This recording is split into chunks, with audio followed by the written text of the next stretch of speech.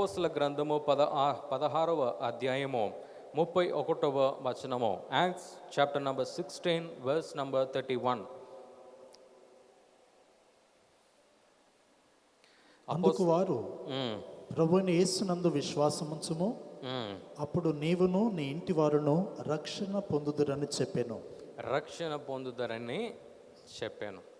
So అపోస్టల్స్ని చెరచాల్లో వారు వేసేస్తున్నారు. వేసేసిన తర్వాత ప్రభు మరి ఆయన యొక్క దేవదూతలను పంపించి వారిని విడిపిస్తున్నాడు. విడిపించిన తర్వాత మనం ఏం చూస్తున్నామంటే అక్కడున్న గాడ్స్ అంటే కాపలదారులు. ఈ కాపలదారులు వారు దీన్ని చూస్తున్నారు. ఈ సెక్యూరిటీ గార్డ్స్ అందరు కూడా వారు ఏం చేస్తున్నారంటే దీన్ని చూస్తున్నారు. ప్రభు విడిపించిన ఈ కార్యాన్ని అన్నింటినీ కూడా వారు చూస్తున్నారు. చూసిన వెంటనే వారు షాక్ అయిపోయి, అయ్యా మేము రక్షించబడడానికి మేము ఏం చేయాలి అని చెప్పేసి అక్కడున్న శిష్యుల దగ్గర వెళ్ళి వారు అడుగుతున్నారు. వెంటనే అక్కడ వారు ఏమంటున్నారు తెలుసా? అయ్యా యేసు ప్రభుని మీరు నమ్మండి, నమ్మటము ద్వారా మీరు రక్షించబడతారు. ఎందుకు అక్కడ ఆ గార్డ్స్, ఆ సెక్యూరిటీ గార్డ్స్ అందరు కూడా వారు ఎందుకు మారారు? ఎందుకంటే ఇక్కడ చూడండి, ఇక్కడ అపోస్టల్స్ వారికి జీవితంలో ఏమైందో మనం గమనించాలి. అపోస్టల్స్ వారు ఏదో బ్యాంకులో డబ్బు పెట్టుకొని వారు సేవకు రాలేదండి. వారి సేవకు వారు ఎలా వచ్చారంటే అసలే ఏం లేకుండా అడుగు పెట్టిన మనుషులు వారు. కానీ వారికి ఒకే ఒక్క నమ్మకం మీద వారికి జీవితం మొత్తం వారు ప్రకటించారు. ఏం తెలుసా?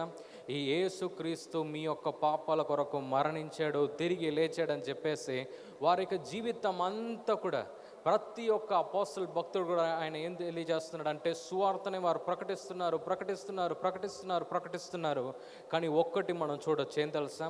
వారికి జీవితం అంతా కూడా ప్రభు ఏ ఒక్క ఆర్థిక కొదువ లేకుండా ప్రభు నడిపించాడు. హల్లెలూయా. సెకండ్, వారికి ఏ ఒక్క ప్రొటెక్షన్ కూడా లేదు. బాడీ గార్డ్స్ పెట్టుకుంటారు కదా, బాడీ గార్డ్స్ లేరు, ఏం లేదన్నమాట. వారి యొక్క సేవలో అడుగు పెట్టారు. ఏదో ఒక బ్యాగ్ పెట్టుకొని సేవలో వచ్చారు. వస్తే ఏం తెలియని వారిని వారు ఏం చేశారంటే చెరచాల్లో వేసి వారు విసికించారు. కానీ వీరు యేసు ప్రభుని వారు నమ్మారు గనక ప్రభు ఏం చేశాడంటే తెలుసా? వారికి వచ్చిన ప్రతి ఒక్క హానిలో నుండి కూడా ప్రభు వారిని రక్షించాడు. హల్లెలూయా. ప్రతి ఒక్క అపోస్తల భక్తుని కూడా ప్రభు రక్షించాడు. హల్లెలూయా. ప్రభు ఏం చేశాడంటే వారిని నడిపించాడు. వారికి ఎక్కడ వెళ్ళాలో వారికి కావాల్సిన ప్రతి ఒక్క సహాయాన్ని కూడా ప్రభు అందించాడంట. హల్లెలూయా. అంటే నేను మీకు తెలియజేస్తున్నాను తెలుసా? అక్కడ వారు యేసు ప్రభుని వారు నమ్మారు, సువార్తను వారు నమ్మారు. కానీ వారికి కావలసిన ఆర్థిక సహాయం వారిని వెతికి వచ్చింది. వారికి కావలసిన సహాయం అంటే ప్రొటెక్షన్ వారిని వెతికి వచ్చింది. వారికి కావలసిన సమస్తము కూడా ఏమైందంటే ఆ సువార్తను వారు నమ్మటము ద్వారా వారి యొక్క జీవితంలో అన్నీ కూడా ప్రవహించబడిందంట. హల్లెలూయా. సో ఈరోజు మీ దీవెనలు ఎక్కడ దాగుంది? సువార్తలు దాగుంది. అందరూ చెప్తామా? ఎక్కడ దాగుంది? మీ స్వస్థత ఎక్కడ దాగుంది? మీ ఆర్థిక దీవెనలు ఎక్కడ దాగుంది? మీ యొక్క పరిస్థితి మారటం ఎక్కడ దాగుంది? సువార్తలో దాగుంది. హల్లెలూయా. సో ప్రభు ఈరోజు మీ దగ్గర ఆయన ఏమని మీకు తెలియచేస్తున్నాడు అంటే believe in the Lord Jesus. Hallelujah. ఆ యేసు ప్రభుని మీరు నమ్మటం మీరు ప్రారంభించాలి. హల్లెలూయా. మీరు ప్రారంభించేటప్పుడు ఏమవుతుందంటే God will do amazing things for you. Galatians chapter number 2 verse number 21.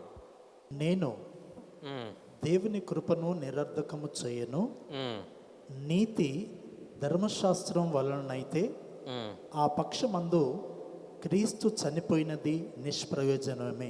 Do not aside the grace of God for if righteousness could be gained through the law, Christ Jesus died for nothing అని చెప్పేసి రాయబడి ఉంది. అంటే ఈరోజు మీకు ఆ దీవెనలంతా కూడా మీ యొక్క జీవితంలో ప్రవహించబడాలంటే మీరు నూతన నిబంధనను మీరు నమ్మటం మీరు ప్రారంభించాలి. హల్లెలూయా. నూతన నిబంధన అంటే ఏంది? ధర్మశాస్త్రంలో మనుషులు వారి యొక్క క్రియల ద్వారా వారు పరిశుద్ధులు అవ్వాలని వారు ప్రయత్నం వారు చేశారు. కానీ నూతన నిబంధనలో ఏమైంది తెలుసా?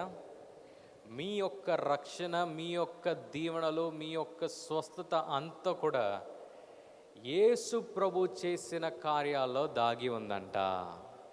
హల్లెలూయా, హల్లెలూయా.